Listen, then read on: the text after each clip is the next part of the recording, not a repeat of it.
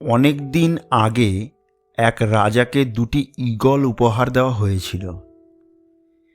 দুটি ঈগলই ছিল অসাধারণ সুন্দর, শক্তিশালী আর বিরল প্রজাতির।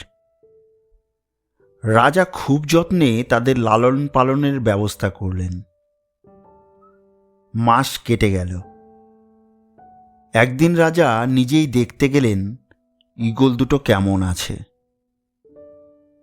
তিনি দেখলেন তারা বড় হয়েছে, ডানা মেলেছে, সম্ভাবনায় ভরা। রাজা বললেন, আমি ওদের উড়তে দেখতে চাই। সংকেত দেওয়া হলো। একটি ঈগল ডানা মেলে আকাশের অনেক উঁচুতে উঠে গেল, নির্ভয়ে, দৃপ্তভাবে সীমাহীন আকাশের দিকে। কিন্তু অন্যটি, সে একটু উড়ল, তারপর ফিরে এলো সেই একই ডালে। রাজা বিস্মিত হলেন। ও উড়তে পারে, কিন্তু উড়ছে না কেন?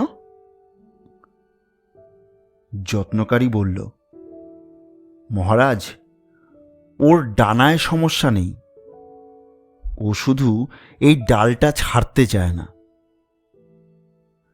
পরদিন ঘোষণা হলো, যে এই ঈগলটিকে উঁচুতে ওড়াতে পারবে তাকে বড় পুরস্কার দেওয়া হবে। অনেক পণ্ডিত এলেন, জ্ঞানীরা এলেন, উপদেশ দিলেন, চেষ্টা করলেন, কিন্তু ঈগল বদলাল না। সে উড়ত, কিন্তু ফিরে আসতো সেই একই জায়গায়। তারপর একদিন এক সাধারণ কৃষক এলো। পরদিন রাজা অবাক হয়ে দেখলেন দুটি ঈগলই আকাশ ছুঁয়ে উড়ছে। রাজা কৃষককে ডেকে জিজ্ঞেস করলেন, তুমি কি করলে যা বড় বড় জ্ঞানীরা পারেনি?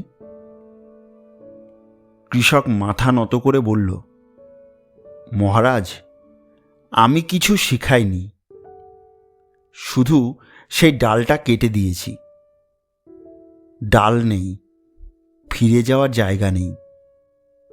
আর তখনই ঈগল বুঝল তার আসল জায়গাটা মাটিতে নয়, আকাশে। বন্ধুরা, আমাদের ডানায় সমস্যা নেই, আমাদের স্বপ্নে সমস্যা নেই। আমরা শুধু সেই ডালটা ছাড়তে ভয় পাই যেখানে আমরা অভ্যস্ত, নিরাপদ আর আরামদায়ক।